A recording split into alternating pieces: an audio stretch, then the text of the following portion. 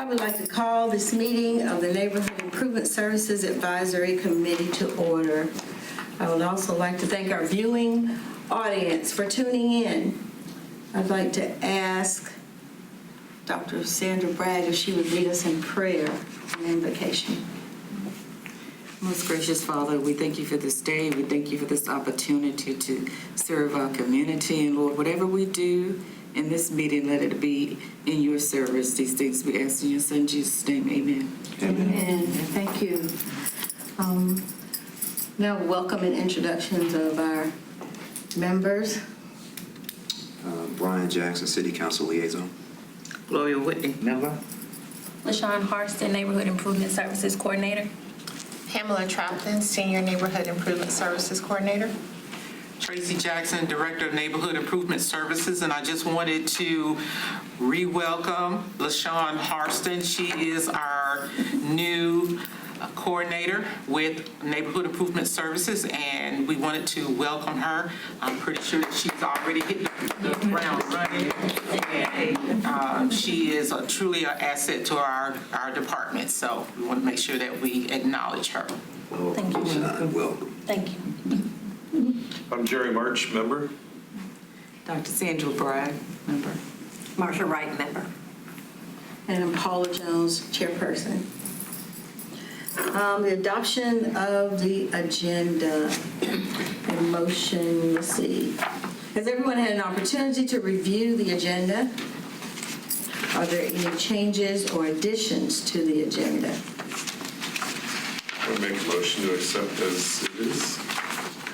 Second. Any discussion? All in favor, say aye. Aye. Opposed, the same. And the motion is carried to adopt the agenda. And now to the appointment ceremony. Councilman Brian Jackson. At this time, I turn this part over to him for appointments and recognition of our reappointments. Okay, we have two reappointments. Ms. Gloria Whitney and Ms. Marsha Wright. Do you all accept to be reappointed? He's going anyway. We thank you for your years of service and your continued service. Thank you. Thank you, sir. And then also, we would like to appoint Mr. Jerry March to the Planning Board as our liaison.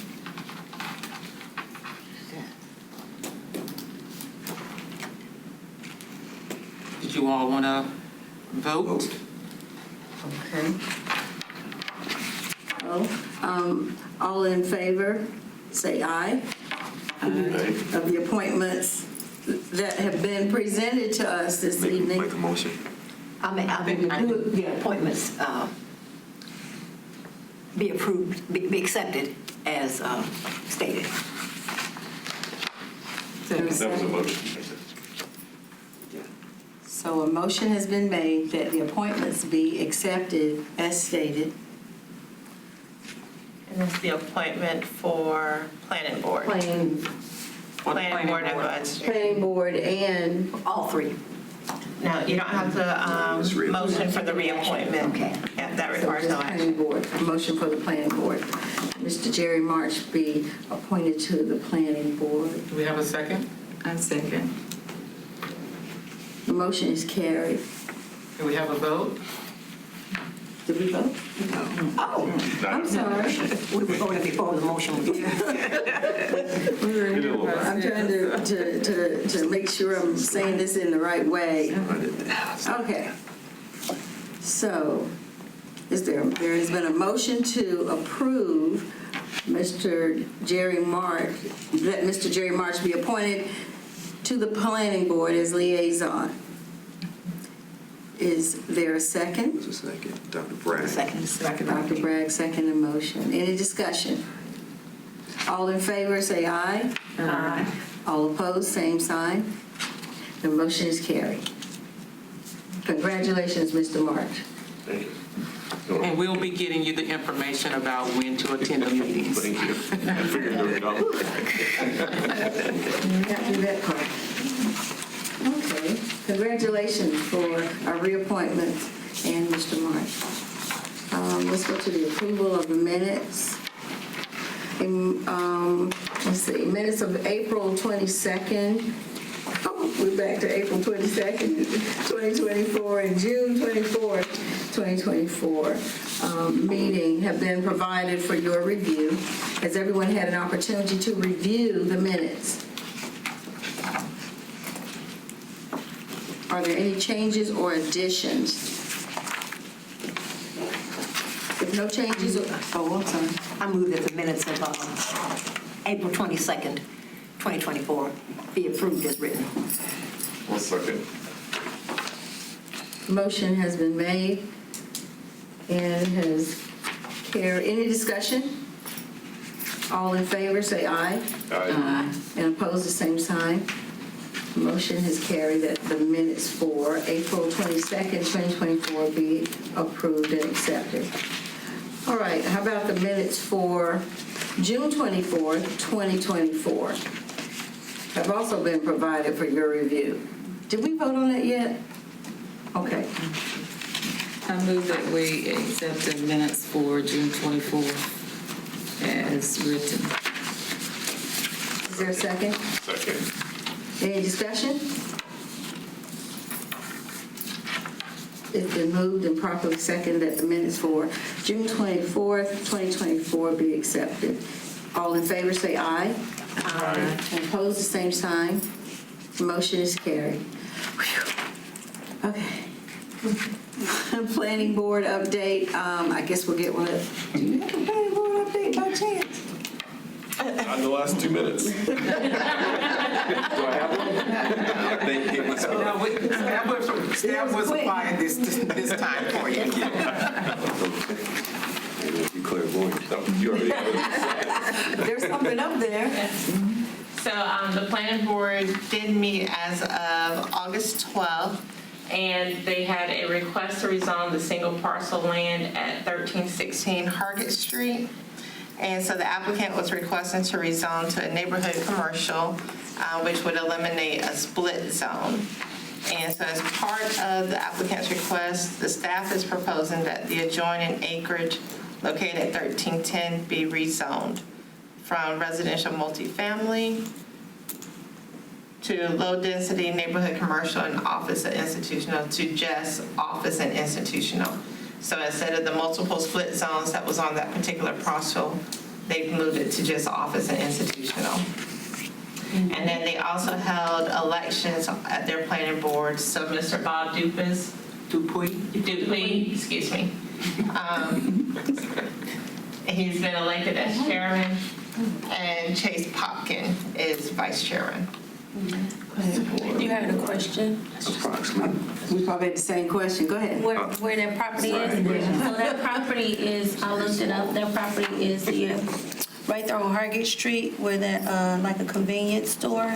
Okay. It's right there by, I forget the name of the church, but it's right there in that area. Churches used to be. The chicken. No, that's too far. Talking about this Too further this side. Across from Sandy Run. It's further Near where down. they actually voted. Yes, right over there. I'm trying to picture on Hargett Street. You know where the convenience store is, or what's that? The church, there's a church there on the corner. New River, oh, got you. Where New River Baptist used to It's be. not across Or it might, the church might still be there. It's called something else. Yeah, but New you're- River Baptist, and there's a little convenience. Yeah, little convenience store that's right there. Figure out all You know, this shit. Yeah, I got it. Okay. Is it going to become something? Okay. No, they just had a zoning request. That's So for right that was now. all the details that they gave us on that part. Mr. March will come back with some more information. Yeah. That's just information. Yeah, that was it. Thank you. Neighborhood initiatives. All right. So we have our homebuyer education courses. Our next one is coming up next Saturday, September 7th. We are still taking registrations for this class. It is $25 per person. Lunch is provided for these classes. We meet at Jacksonville Station, which is at 1300 North Marine Boulevard, right across from KFC. The great thing about our classes is this is one of the prerequisites for those that are interested in becoming homeowners. Those that are receiving a mortgage are usually asked to have a homebuyer education class. And since we are a HUD-approved counseling agency, this meets the requirement for the classes itself. Our next money management class is October 5th. We just had one this past weekend ago, 2 weekends ago, August 17th. So the next one again is October 5th. It's the second half of the classes that we request for those that are interested in becoming homeowners to take. The reason we do this is because we have these two beautiful homes that we saw in our June meeting that are currently under construction. Oops, going fast. They're located at 112 and 114 Cox Avenue. They are both 3-bedroom, 2-bath homes, same square footage, around 1176, right under $200,000 for a sales price. As we go into the interior, the floor plan is the same for both, where we have a split floor plan. This is looking at the kitchen currently. Next slide. Yeah, so we'll stop there at the countertops. So it is a split floor plan that as soon as you walk in, to the right of the home is your living room, dining room, kitchen combo. The master bedroom sits in the back of the home. Inside the kitchen is the washer and dryer. And then the second and the third bedrooms are on the left side, split Jack and Jill style. So there is no carpet in the home. Once we have one home completely installed, we will be doing an open house, so that way you'll be able to walk through, but we are taking opportunities now for those that are interested in becoming a homeowner. The first requirement is, again, going through the homebuyer education classes, money management classes, being approved through a lender, speaking with the city of Jacksonville to go through the process of being qualified, as it does require them to meet HUD's low moderate income standards. You can reach us at 910-938-5286, or you can reach me via email at ptrafton@jacksonvillenc.gov. Our youth empowerment. So over the summer, we did our youth empowerment summer series. And this was an opportunity for the Youth Council to stay active and engaged over the summer with various topics and guest speakers. And so in these next two slides, we open it up with reality of going to college. So in this picture, we have two current college students that came and spoke to the Youth Council and gave them the real world what to expect when they attend college. We had Onslow County Health Department come and speak about the vaping, so we did Catch My Breath. The next one, we partnered with Express Employment, and they were able to talk about being prepared for job interviews, job readiness, how to dress correctly. And this particular one was interesting because they had a couple of slides go through that says, is this the right way that you're supposed to dress? And be able to answer based off of the visuals. And they were actively given their responses. Also, he was able to do, with the time that we had, Mr. Bazil, one of the owners, he was able to do a on-the-spot job interview. And so we did a true mock interview from the time that the youth council member stepped outside the door to get into, we're about to be on stage, to coming in, walking in. The audience gave feedback on how they did on the interview from both sides of it, and that way it kept the dialogue going forth. And our last presenter was Mr. Cola Meadows, who is a certified John Maxwell speaker. He ended the sessions focusing on leadership and strategic goal planning using SMART goals in preparation for the upcoming school year and being prepared for goal setting. And this all leads into our upcoming season for Jacksonville Youth Council, which is going to meet on the first Wednesdays of every month, starting September 4th, 6 p.m. We meet right here at City Hall, 815 Newbury Street, and it is open to all Onslow County, Camp Lejeune, and private high school students and 8th grade. So 8th grade is the lowest that I'll go for middle school, for them to have an opportunity to be exposed to the youth council, but also as a development stepping stone for the high school students to mentor and prepare the middle school students coming into high school. Pam, we also have, I wanted to just put like a save the date for you. Okay. Because I know you're getting ready to organize them. On Saturday, October 26th. And there's time, so you'll get a flyer and everything, but just put them on that, be aware of that date. Okay. We're having a youth at the polls day that'll be held from 8 until 3 because polls are open. It's the second Saturday of early voting. We'll be out at the Commons. And it's initially hosted by Alpha Kappa Alpha sorority in partnership with the other Divine Nine members. So all of us will be out there to, and this is nonpartisan. And the purpose of it is to target middle schoolers and high schoolers, just talking about the process. It's kind of hard to get people to vote when they don't know how to do it. You know, we learned all that in school years and years ago. It doesn't happen anymore. So the idea about early voting, absentee, precincts, all those concepts. So it's intended to just awaken them to the process because you figure that anybody who's in the 8th grade, who's like 14, will be eligible to register in 2028, which will be the year before you can turn around. And so they're all invited. We'll get something to you, and we will also get something out because anyone who has youth groups of mentoring, anything like that, we're asked to come bring the kids on out. We'll have contests and, just things to attract kids. But the main idea is to get them into their heads so as they progress through adulthood, this will be something they're used to doing and expect to do. Okay. And it's like Saturday, October 26th, out of the Commons.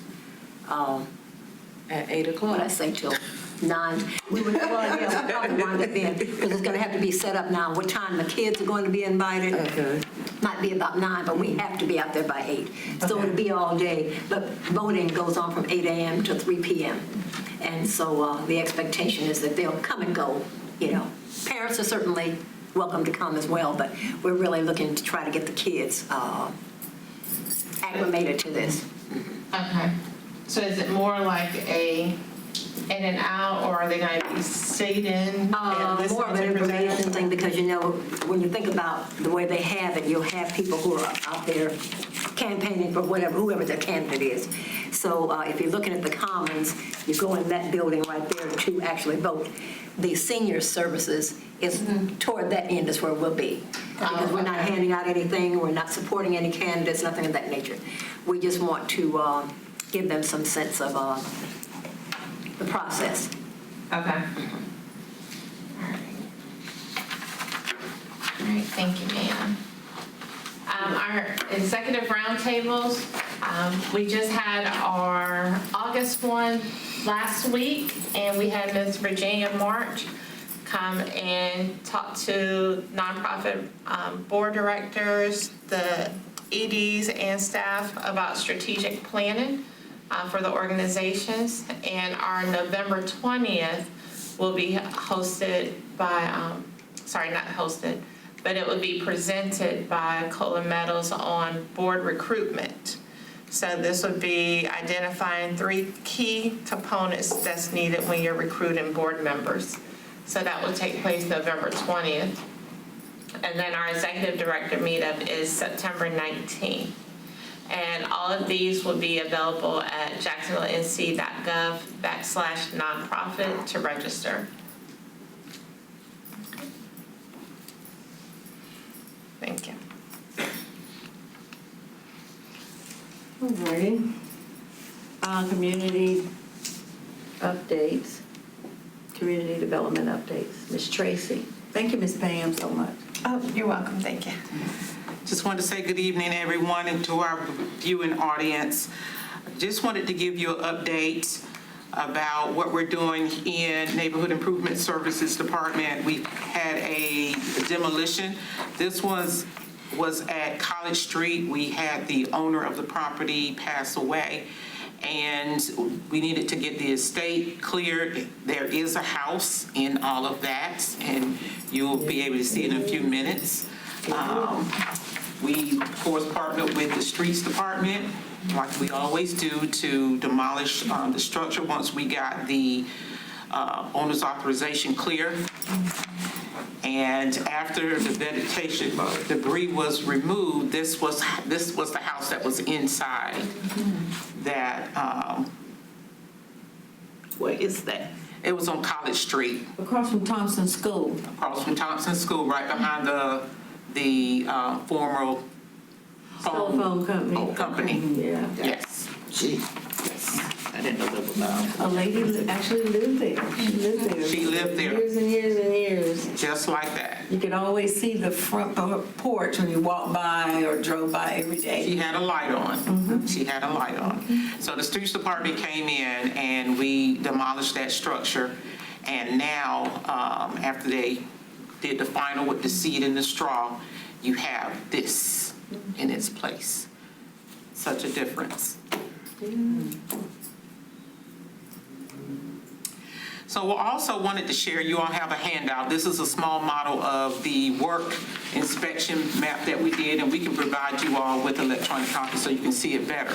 But just wanted to give you an update that we have identified Census Tract 17 as a low mod benefit area.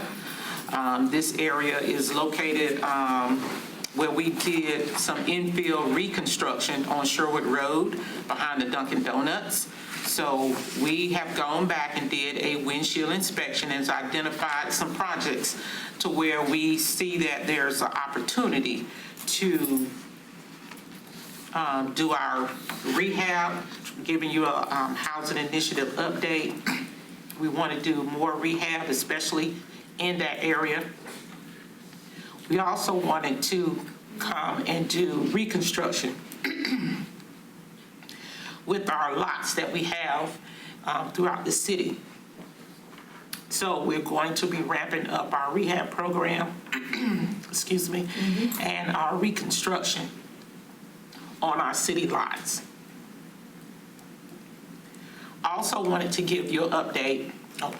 On our 5-year comp plan.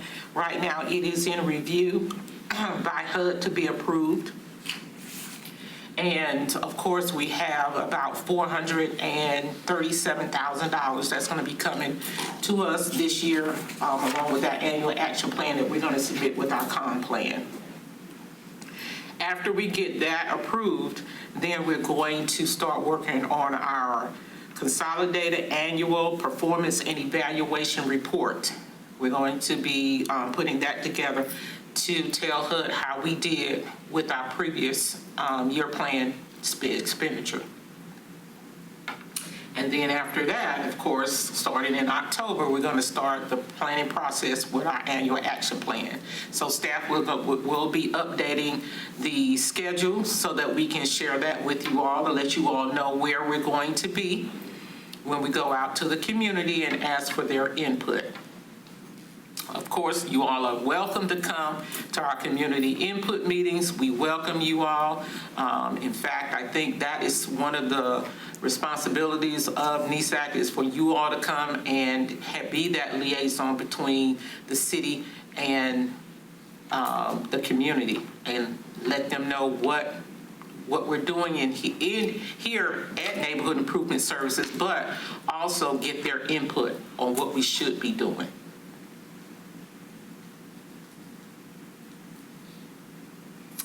Do you have any questions? Of course, I'm going to be updating the resiliency plan. We finally got all of our technical assistance for that, so I have a pretty good idea of what we're going to be putting in our resiliency plan just to start off. But of course, that plan will be a working plan to where we can constantly build. And also wanted to share with you all that we had a meeting in connection with the Onslow Strong Disaster Recovery Alliance, and we did I want to say a PSA where it was recorded here at City Hall. Well, it explains what to do and where to go when you need some resources when you, if your home is damaged in a hurricane or something like that.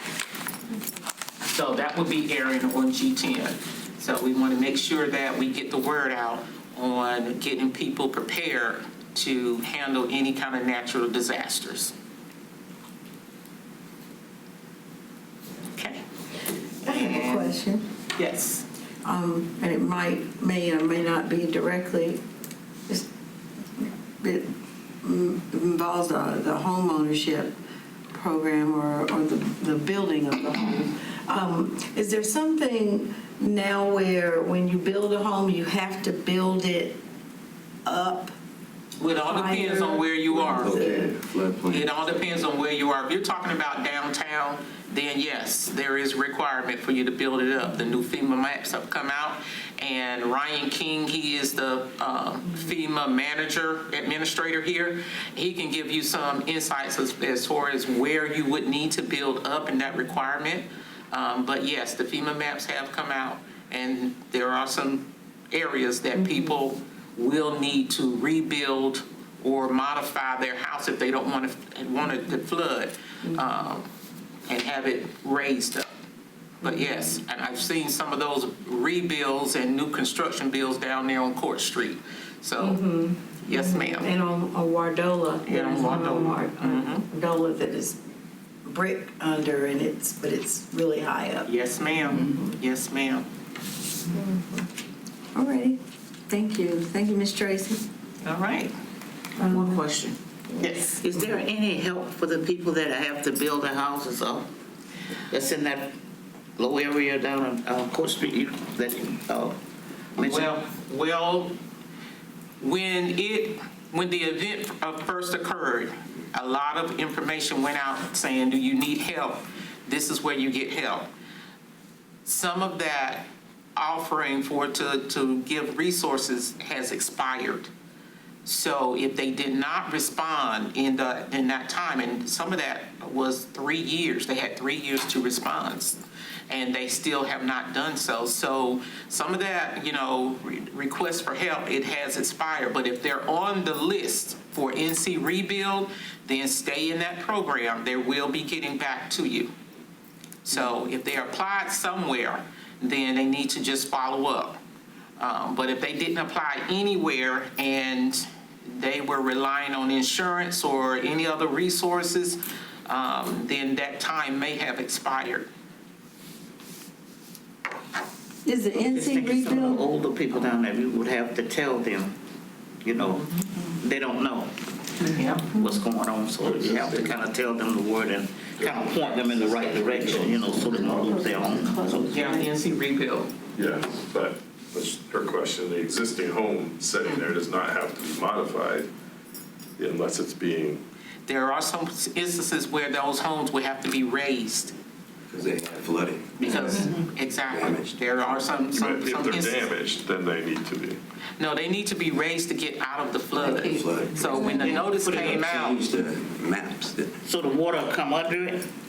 well, it'll come up, but it won't come inside of the property. I remember when we went down, when we did one time, went down and they showed us some houses that they had already lifted up. Exactly. That's what I'm asking, would the other ones have to be lifted up, even if they are not damage or anything like he said? Okay, so All of them. when the request came out, it was if you had damage or if you want to lift your house out of the flood, Yeah. then you needed to contact these agencies. Okay. So if you That's did what I not was thinking. contact the agencies at that time, then you can call There's a me. number that they can call? You can call me at 910-938-5286, and what I'll do is I'll get them in contact of those agencies who may still be able to help, but the time is running out. I don't see, I mean, I've seen the new homes that have been lifted, new homes, and homes, I call them on stilts because they remind me of that Yeah. down there. Stilts. Yeah, but I've not seen any of the old homes raised up at all. Yeah, and that And there are is, some and I think people people had the misconception that they can only get assistance for damaged homes. I'm quite sure that was a And misconception. Instead of that, but also, I talked with a young lady, she's an elderly lady, and she only wanted to raise her home up 2 feet. Well, you can't just raise it up 2 feet. You got to go for the full 10 feet. And you may not want to do that because you're elderly. So you need What's their other choice? the other choice is to, if they build it up to 10 feet, then they also need to try to get an elevator or get something that's going to lift them up. And some people say, you know what? That's affordable, I have, of course, right? I have lived here for so long that we're gonna wait it out. So, that was offered, and it was just too much. She only wanted 2 feet. She didn't want 10 feet. So that they can make that choice.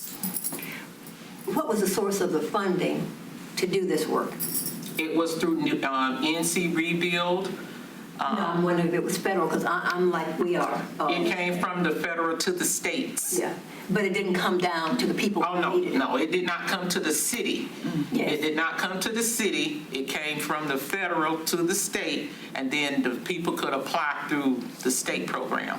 But if they didn't know about the state program at all, They which is wouldn't what have been able most to. people here are talking about, Well, I do they had know- no clue that this was even going on. Well, I did talk to several people who called the city, and I gave them all of the resources that they had during those 3. I knew at that time, 3 years ago, I had a lot of phone calls and I was giving out a lot of information. Whether or not they applied, I don't know, but they needed to apply, at least get their name in the hat, get their name on the list. And I'm thinking about churches where that kind of information would go to people. I've never heard it announced. So the problem is, once again, that when you hear about that, the way you're processing information, if my home was damaged, there's some help. If you're just asking me to raise what I'm living in currently, how am I going to accomplish that? Elevator is out of the question. Because they don't have their money. Because there's no money for that. Right. Even repairs to your house that you're living in that don't have anything to do with flooding, people, especially women, cannot do. There is no money. And home insurance won't do it. Homeowners insurance will not do that kind of thing.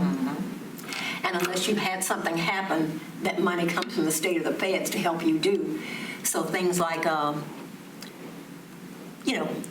just the routine things that you would normally do when you're 20 years old and 30 years old and 40 years old. When you are 70, you cannot do those things. Well, see, that's why we partner with agencies such as WARM, to help those folks who just need some minor repairs. So there isn't. So, yes, we do have, we partner with WARM, and remember, whenever you all did that funding review application, WARM was one of the partner agencies, and that's why we include you all in that, so that you all can help us get this message out, that we do have resources. So whenever you all did that review application, we did award WARM with at least $10,000 to help with those repairs. Was that the buyouts part of that rebuild program? Was that just a separate program? That's a separate program. That was a separate program. And we talked about that the other day, that unless I missed it, I I don't remember getting feedback as to who we wound up funding. Yeah, but well, we Or the city. Yeah, we went to the city council meetings, and it was on the council agenda and all of that. So we'll send that to you all to let you all know who was funded, you know, with our general fund money and with our CDBG dollars. I just want to know, I want to know what to tell people who ask the questions like I just asked. I just, you know, it's like, okay, yeah, my house is up. Oh, man, there's a house over there on Wardola Drive that, and then you look at all the other houses on Wardola Drive that are not lifted up and, Well, just make sure that they call the city. Tell them to just call me, and I'll point them to the right direction on where they should go and what resources we have out there. That's all I do, because they know what's going on. You know, or either I'll ask them where to go. You know, talk to the experts out there, whoever they might be. Because a lot of people don't understand there's certain things that the city don't do, but we have a lot of nonprofits that do. You know, so. Yep. so our viewing audience, hopefully they heard those numbers, or maybe we can get those numbers up Or maybe on the maybe screen we as can. well. But I'll repeat it, 910-938-5286. Ms. Tracy? Okay, one city, our city, my city moment. I have one I wanted to speak on today. Earlier this morning, and I guess people may be watching, I don't know if it's going to be broadcast, but a portrait of my late husband, Ernie Wright, was unveiled at the courthouse this morning. And the courthouse is full, so we had a huge crowd to come. And we were time limited because court had to be recessed to do it, and then they had to reconvene at 2 o'clock. So that was, we had people from the city and the county, and I want to thank Mr. Jackson here for representing, because I don't know that anyone but... Bob Warden was there. He was, okay. Was there to represent the city council. And as people may not know, Ernie was one of several people who were working on the Voting Rights Task Force back in the 80s, 90s. They changed the way we elect our city council. And he was very active and involved with that. So it was a good crowd, very nice. I was very happy with how everything went. The portrait will be mounted as soon as they can get up. I think it has to do with people who work in, I don't know, utilities or whatever it might be, to put it up. But we had different people that he had worked with over the past few years, and so it was very much a community effort to get it done. It's taken some months to go through the process, excuse me, of getting it done. But it was there, so I wanted to make sure we thank the city council. John Carter and Lisa Miller were extremely involved in this whole process, you know, and she was really unilaterally really responsible for getting the portrait itself created. And so there were a lot of players in this, and I just wanted to make sure that everyone was aware of this. It will be up, I hope, fairly soon. And I just wanted to say thank you to Brian for being there. And it went very well. And so, but like I said, we were time limited on what we could do, but everything turned out very, very well. Do you know where it's going to actually be in the courthouse? What is the courtroom 6, 7? Is that what it is? When you know what the old courthouse with the pillars, the old courthouse. The old building. Come in upstairs on the second floor. It's Superior Court. Okay. And when you walk in the door, there you've seen the portrait gallery goes around the walls, and it's right up there in the front, right behind the judges area, the judges and jury area. Yeah, right on the left. As soon as you walk in, you'll be able to see it. It's going to be nice. So thank you, Brian. Well deserved. He was an incredible person. We all learned a lot from him. And he's missed. He's definitely missed every day. Oh, thank you. Okay. Anyone else? One city, our city, my city moment.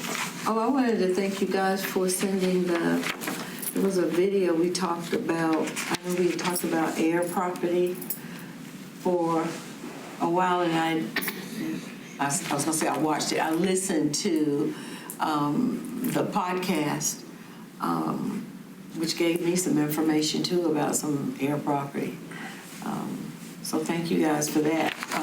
If you guys didn't listen to it, did you guys get it too? Everybody got it, right?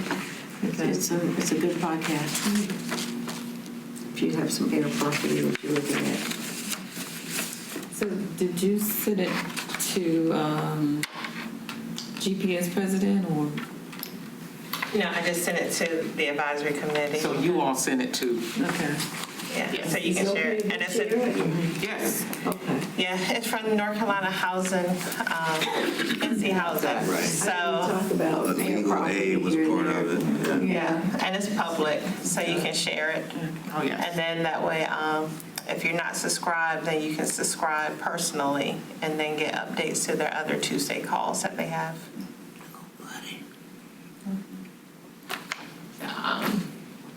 Well, this one is our, you want to do it? So this is the, we just recently had the 15th annual Montford Point Marines Day. So these are our remaining Montford Point Marines here, taking a portrait in front of the monument. We had 30 people this year that received awards. How many were actually alive? These are the ones that were living in attendance. Okay. Yeah, 30, say the word. What, posthumously? Posthumously received the medal. So, And I know Those are great they continue to, photos. it is. They're continuing to look for people. Yes, they are. Many people, relatives don't know anything because they never talked about it. Yes. First Sergeant McDowell, he actually gave comments after the guest speaker. So it was reflections from a Montford Pointer. And so he's 90 years old, and he said that constantly. He walked up, because last year he walked up there on his own power. I looked at him and said, this man. Yeah. You're amazing. And made remarks. I mean, really, it was amazing to listen to him. Yeah, so most of them are in their 90s. There's one that was on the first of it, Ambassador Britton. He's 98. And so he's walking, getting along too, just as well. Maybe something else. That was a good turnout. So Mayor Phillips, in this one, he's given those that were in attendance the City Gold Coin Challenge. And this is where the families are receiving the replica of the Congressional Gold Medal. And it was a beautiful day too. Not hot, no cloud. It was just a nice, perfect day. That's our one city moment. All right, thank you, guys.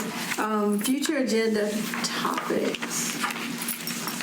Advisory committee members may offer suggestions on topics, ideas, policies, programs, and other actions that advance the mission of the NIS, Neighborhood Improvement Services Advisory Committee. Well, one of the things that I would like to add is to come and bring you all an update of this work plan that we developed. We're also going to be going to New River and develop a similar map to the houses that's over there in New River. So we haven't forgotten about New River. That's still in Census Tract 26. That's our first low-income area. Of course, we lost Georgetown as a low-income area. But we did gain Census Tract 17, which is right across Census Tract 26. So it's near there. So we're going to try to do what we can with our CDBG dollars and also with some general fund and some city resources to see whether or not we can turn the neighborhood around as far as the decline that we saw and we witnessed in our windshield inspections. Also, one thing too, with us preparing for our upcoming input meetings, if you have the organizations that you would like us to come in and do the presentation for as we're preparing for the input, let us know so that way we can schedule those accordingly as well. Last year, we were able to speak to not only the locations that we identified, but we were getting contacted through various organizations to come out and do the presentation. So if you would like for us to do that as well, just let us know so we can plan for it. One organization that asked Pam to come was a veterans organization. Yeah, I ended up speaking at, it was Semper Fidelis Lodge. So spoke with them, because a lot of it, even though we do the survey online that people can access to, anytime that we have the opportunity to be in front of citizens, and they don't necessarily have to live in the city limits, it would be great for them to live in the city limits, but we know that all citizens utilize the city in some form or fashion. And so it's definitely great for them to be able to give us that input of what they see as a need for our community. But we were able to speak not only in front of ours, but a lot of individual organizations as well. So I had a quick question, I don't know where it would fit in, and this was when you just mentioned the county, because they're holding 3 meetings out in the county in the first week in September, and the one that's here in the Jacksonville Township is the 4th out in... It's the county strategic plan. Yes. And you can do that online as well. And how long is it going to be online, till September sometime? I have no idea, but I encourage my staff to participate. Right. Everybody needs to participate. Because Yes. I plan to tell people to go out there and see I think it's, I know Alan Covey had put out some information. September the 4th Yeah. for that, one at Burton Park. There's one in Sneads Ferry and one in Swansboro. And you said Burton Park too? You said Burton Park? What day? September 4th? September the 4th. What time? Is there a time? Look on here. I want to say 6 o'clock. If Alan has that card. 6 p.m., Onslow County Administration Building. I guess not. Unless you prefer. Now, the one in Swansboro, I think is like 11:30 in the morning, and the Sneads Ferry one is also at 6 p.m. They said that, they have been doing assessments and trying to get feedback, and you all can attest to this too. The participation is usually low because people, unless you're really highly motivated, you're just not going to sit down and fill out a form, and even on your phone. I do it because I know how much you all need it, but many people don't want to do it. But I'm thinking if they're going to hold a meeting, there will probably be some verbiage or some discussion about why are we doing this and what could be gained by it, And we'll be getting 2 more congressional districts as a result of the census of 2020. So that's going to be, because the population went up, according to the census, dramatically. We're bumping up on 200,000. So we'll get 2 more congressional seats, which will mean a whole another set of things for us to do. But I'm sure we'll have a lot of people there. I do plan to go, so if you all can, we'll certainly bring a report back about what went on and what we thought the value was. And this would be a presentation of the Onslow County Strategic Plan? No, this is an opportunity to, all I heard was what was on the radio, and it just said, come on out and sit down and meet with us. So I think they're going to try to get people to do the assessment if they haven't already done it. Okay. Or talk about what was, because they have already done it, I think, and got a very low percentage of what. Because they extended it. response. They extended it. So they extended it. But it never hurts for people to show up physically to any kind of a meeting like this, because your politicians need to see you or see us. I just want to remind everyone that the county also has a recreation strategic plan that they're trying to get input on as well. So they have an overall strategic plan, and then they also have a plan for recreation that they also is asking for some input. So what we'll do is, if you go to the Onslow County website, I'm pretty sure they'll have both of those opportunities and schedules out there. Yeah, there's a banner across the top. I was on the register of deeds today, and I remember seeing it. Yeah, so they have, it's 3rd and 4th. So the 3rd is Sneads Ferry, The 4th is Hammocks Beach State Park and also Onslow County Government Center. And that's for the overall strategic plan? So it's from 6 to 7:30 on the 4th at Onslow County Government. It's from 11:30 to 1 on the 4th at Hammocks Beach State Park. And 6 to 7:30 on the 3rd at Sneeze Ferry Environmental Center. 11:30 at Hammocks Beach. On the same day, right? On the 4th, yes, ma'am. I like going to Hammocks Beach Park. The park, I love that. And you can do the survey online, and you can also share your ideas. And they're focusing on fiscally responsible, high-performing government, community of choice, focus and sustainable future, and healthy and safe community. And it can all be done online as well? Yes, ma'am. Okay. And they're doing, it's their 5-year plan as well. Just like we've done 5 years, they're doing their 5 years.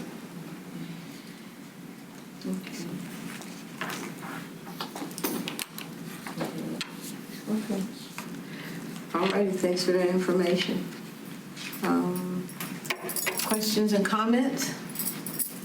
Anyone?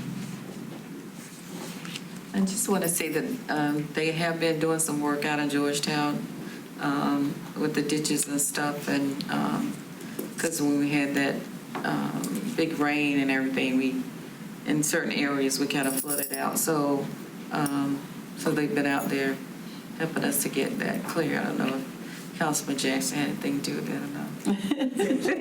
Ongoing process, because some of those places it just holds water, and there's no way to send it out.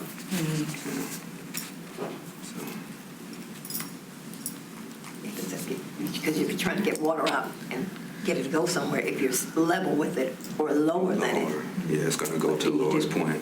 Yeah. That's where it starts. That's how flooding starts, the lowest point, and it keeps going around or around until it.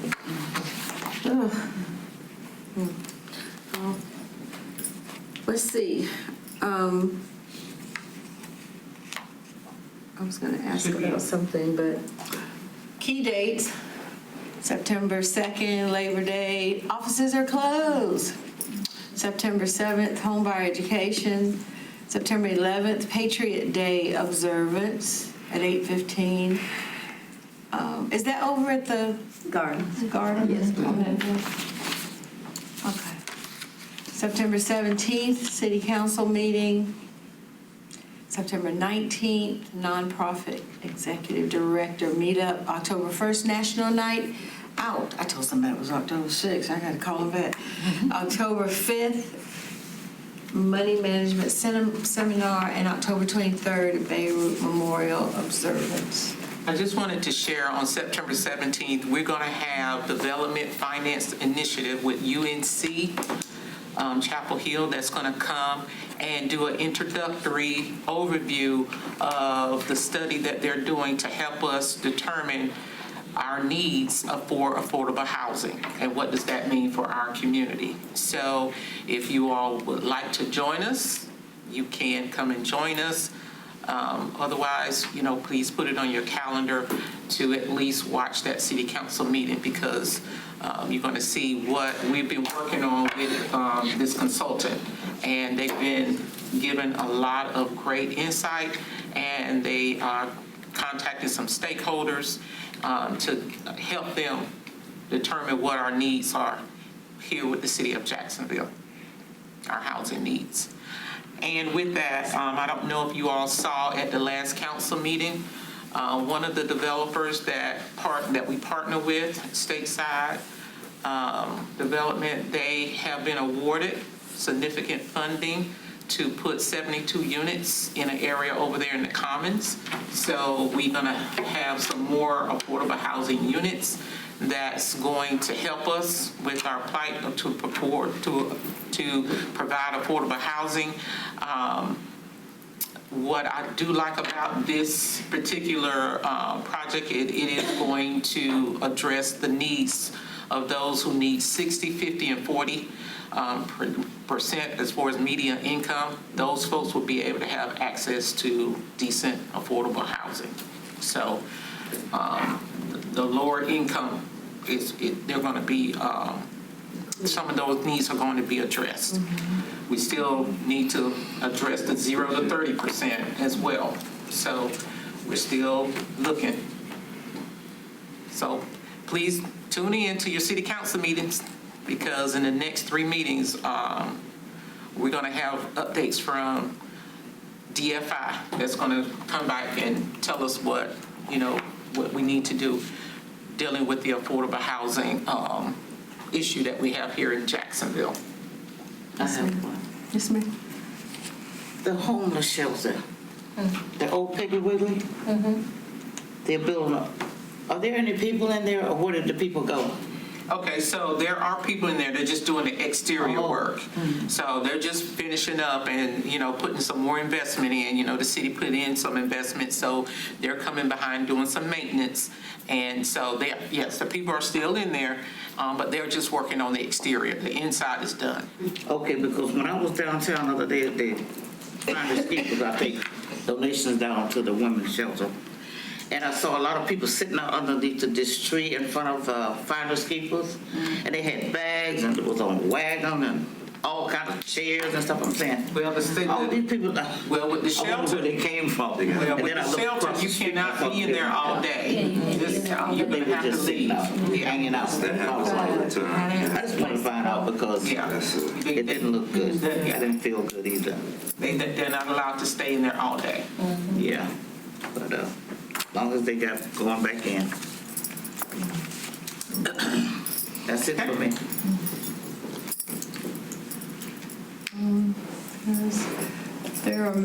Our next meeting is October 28th.